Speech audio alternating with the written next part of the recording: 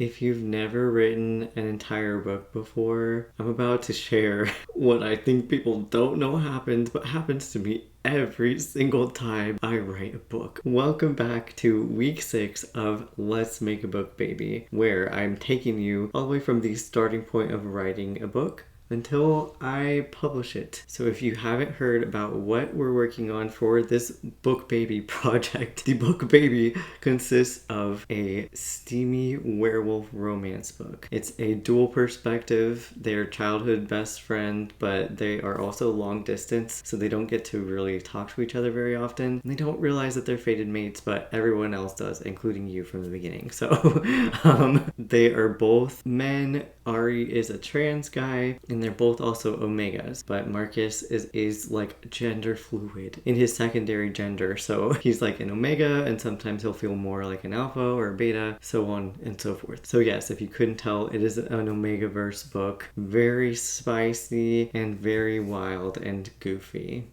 So two things happened at the start of the week. One good, one bad. The good news was that I was talking to my mom on Sunday night before going to bed, and she suggested something that I feel like I didn't realize that I was doing in the past when I had written books, but because of her suggestion, she helped me reorient my process for myself, and it started working a lot better. What she was noticing was that in the past, I would wake up and just start to write a bunch in the morning on my phone, which I think to a lot of people sounds really unhinged. But I like writing on my phone because it feels more secret and private. And when you're writing something ridiculous, like a steamy werewolf book, it just takes off a little bit of that pressure of me feeling like, yes, I am actually writing about this person's giant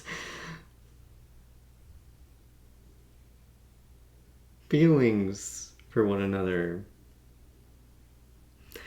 Anyway, thanks to my mom's suggestion, I tried that out the next day. So if you don't know much about me, I am an LGBTQ plus author and artist. So I write my own books. I also draw my covers and my comic pages. I am also a disabled author, and that means that I do spend a lot of my time in bed, whether I would like to or not. This was something that I used to do, but I think the issue is that I also really need to eat food, like right when I wake up, because I have Crohn's disease. That's like one of many of the chronic illnesses that makes me consider myself disabled. Since I have Crohn's disease, I always feel like I am working from one meal to the next in terms of energy processing. So like they're extra vital to me. I don't really have room to avoid meals because of how extra detrimental it is to someone who has Crohn's disease. The issue in the past that I didn't realize was happening, that my mom called out for me, thankfully, was that she was noticing that I was skipping that writing time, and then after I eat, sometimes I get tired again because I am a night owl. If you didn't hear me talking about how I'm a vampire, over time you're gonna see there's just overwhelming evidence. Minus the blood part, okay? I've established this, but I feel like I need to establish it again. So her thought was that I could use my snack stash in my room because I also have insomnia, and these two things don't mesh very well, okay? So stress worsens Crohn's, especially. Like, stress worsens everything, right? But it's extra bad. And I mean, that kind of goes with any type of gastrointestinal disorder or disease. This is just one of those diseases that gets extra bad from stress. And so not sleeping doesn't help. That exhausts me, but then I literally can't sleep. So sometimes I have to keep food in my room because, as I just mentioned, I don't have enough nutrients in my body because my body doesn't hang on to them or can't absorb them when it's inflamed. So basically, I literally feel like I have to feed a hamster, and that hamster is me, like all the time. It feels like a chore, okay? I'm sorry, I hope that's not too triggering, but maybe someone can relate to this. So the snack stash is one of many things that I don't think that people have for such a dire reason, but it is very dire to me. So she was like, add some more to your snack stash, and in the morning have a little bit so that you can keep writing in bed while you're still waking up. And that was a genius plan, because something that I have noticed, and that I think probably a lot of you have noticed when you're writing, is that when I am writing something and I'm thinking about it a lot, then that's when I slow down. So I kind of need the inhibition of me being half asleep, either very early in the morning or very late at night, to where I'm not thinking about what other people are going to be thinking when they're reading this. Of course, I can like try to mitigate that for myself, but I have OCD, PTSD, anxiety, like social anxiety, all these things that make that very difficult. So I find that those times of the day are when my brain is quieter because it's not awake. And so I do have to work around it. This worked out so well. I got a lot farther on Monday, and I have done this almost every day since then, even though I have been busy in other ways, and it has definitely helped my progress. The issue was that then I looked at the word count. I started doing this ping-ponging thing back and forth that I also wonder if you can relate to, because I'm pretty sure this is going to happen the rest of the entire process, and I am so sorry in advance. Since I want to be super real with you and show you the actual progress, you might remember in week 1, I said a disclaimer that I would say things that would be very contradictory, where sometimes I would really like something and maybe you would really like something, and then the next day, literally, or maybe even a few hours later, I would feel the opposite way about it and be like, I think I should trash it, I should just burn it all. No, not like that, but anyway, you know, sometimes I do trash things. I do keep a separate document where I trash those things, but it doesn't mean that I will ever use it again, and I almost never do. So I had to give that disclaimer. I will say that I haven't trashed anything yet, and part of that was because I did a writing sprint stream on Twitch with a bunch of you, which, by the way, I met a lot more of you because more people joined, and they actually took me past my first 100 followers on Twitch. So thank you so much if you were there. That was a very exciting thing that happened this week. People had joined, they were helping me, they listened. Hang on, I have an itch. They listened to my OCD spiral. We talked about everything that I was feeling about the book, because I noticed that it was 40,000 words already almost, and I felt like nothing had happened yet. After this OCD spiral live on stream, what I kept doing was that I would just keep writing anyway, and I still did get some stuff down. That was like a very, I would say, dramatic version of like probably still toned down to you, but in my own head it was kind of like, oh, I'm going back and forth between like liking and really not liking the book. And the issue was that then I went back and reread, so I was trying not to do that. Trying to do that. This week is going to be so embarrassing for me, okay? I was trying not to do that. But then, turns out that I'm going to a writing retreat for the first time in 2026, and I had to send in some sample pages. For that, it wasn't like, oh, like show something you're proud of. It was like, send something that you would like everyone to give you feedback on. And I was like, okay, I think this is the book that I probably would need more feedback on, because I haven't finished it yet and I haven't edited it yet, whereas my other book that I just started posting early access pages on Patreon is like deeper into the process. I decided to clean up the first pages even though I said I wasn't going to reread, so I broke my own rule. And in this process I realized, actually, very surprisingly, and I would never recommend this, and I literally have said this for a couple weeks now, apparently there's one exception to the rule. So I was editing the very first 3 pages of the book, and since it was new to me, I felt like it was regrounding my brain. So I think what was happening was that I started getting all like up floaty up here in my head, and I'm just thinking abstract thoughts. Like I don't have any concrete idea of what the book actually says, because I've been jumping around so much, changing things so much, like changing it to a dual perspective, and that was kind of making me go back and think backwards rather than continuing to think forwards and keep writing the book. I felt like this was a rare time where I cheated the system that I put in place, and I started editing even though it's not time to edit, and it's always something that I try to separate where you just write when you're going to write and you just edit when you're going to edit, because editing has a lot of critical thinking involved, which also means you can start to be very harsh on yourself, and that type of brain doesn't mix with what I was just saying, where when I'm writing I need to have a little bit like more inhibited logic, because if I'm going all feeling, all emotion, that's the place to be, rather than this technical standpoint of editing that I'm going to need later to fix the floaty ideas. But as I said, this was helpful because I felt like I reoriented my brain. I narrowed it down into saying what I wanted to say more. It gave me ideas to add in little bits throughout the rest of the book. I think that actually ended up working well. As I was adding those bits in, I felt like a lot more connected to Ari and Marcus, and going back between their two perspectives, I was like, yes, this makes sense. It's working, and I understand what the story is now in terms of like, I can see the progression of it. It's almost like I had to memorize it because I had changed it so much already, and that really helped. But then I was like, okay, I feel very connected to them and I am shipping them. So this is a great sign, very good sign. And I'm not frustrated by their miscommunication at the very, very beginning of the book, because I made it obvious, like I said I intended to, that they're going to resolve this somehow. You can tell that it's going to be acute and not like angsty with the romancy part for the rest of the book. Then I got to the Kinsley chapter, and I don't know if you remember this. This is where I taught you about foils. I told you that she was a foil for their relationship, Ari and Kinsley, as like friends who support each other through spicy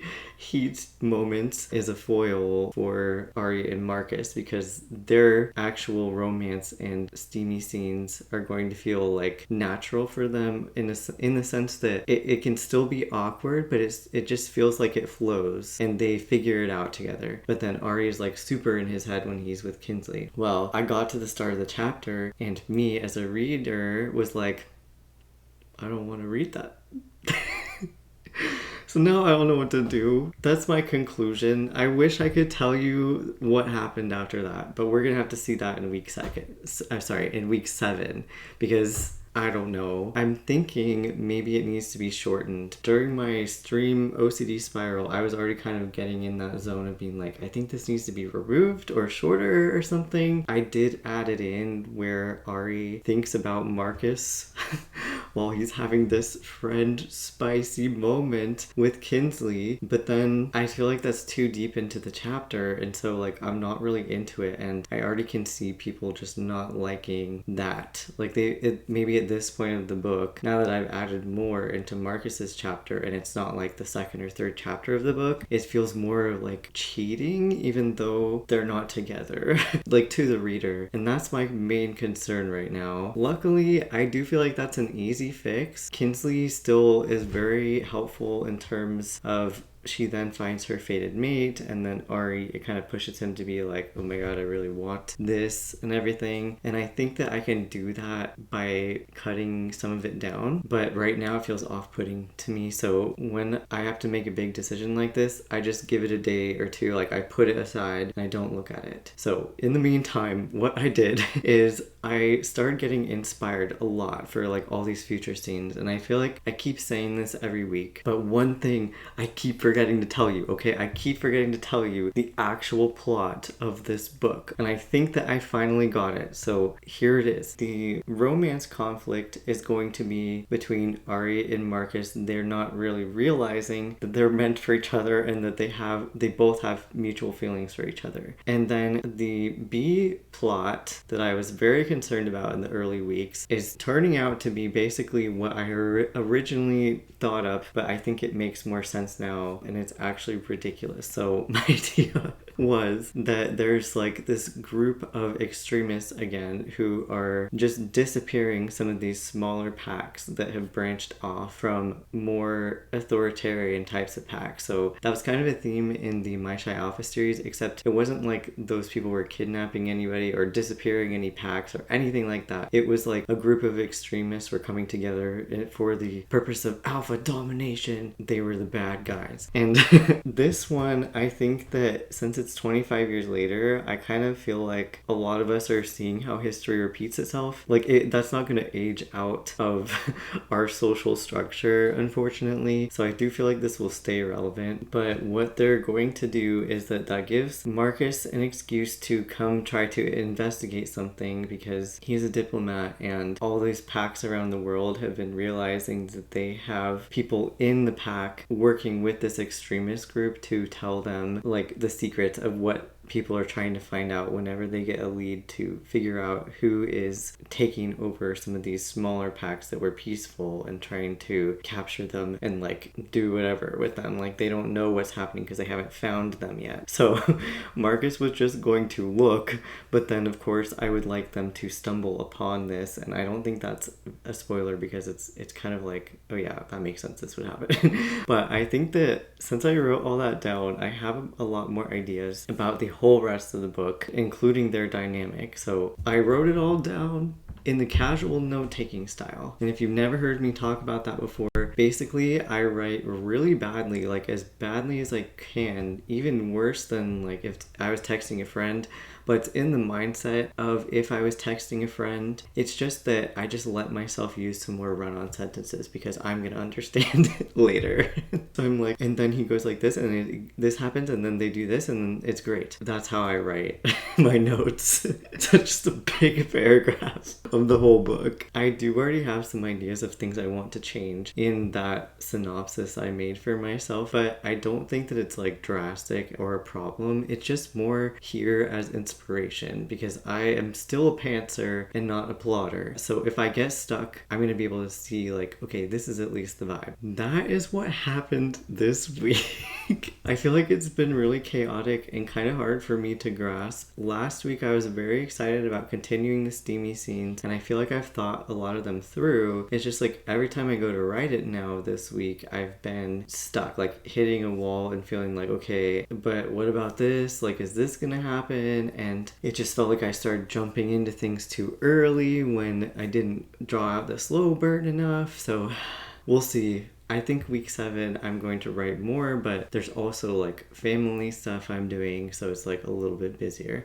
and that definitely will probably limit the amount of time that I can write, which is fine. That just happens sometimes. But I'm sure you will still be hearing some interesting updates next week as I continue this part of the book. So I hope that you enjoyed. Thank you for coming back to watch. If you'd like to come hang out for a end of year celebration I'm having, I am doing a Twitch stream on December 27th from 12 p.m. to 3 p.m. Pacific time, and we're going to watch back different like YouTube shorts or clips from Twitch that everyone liked the most, like the most popular ones, and react to them. And I also want to open it up to anyone who would like to take a picture of themselves holding my book or anything, and I will give you a shout out on my social media accounts by highlighting you and tagging you if you're a bookish reader and you want to meet more readers who also like books like mine. And then also an art showcase that we'll be doing. So if you want to join our Discord server, that is where you can submit your artwork and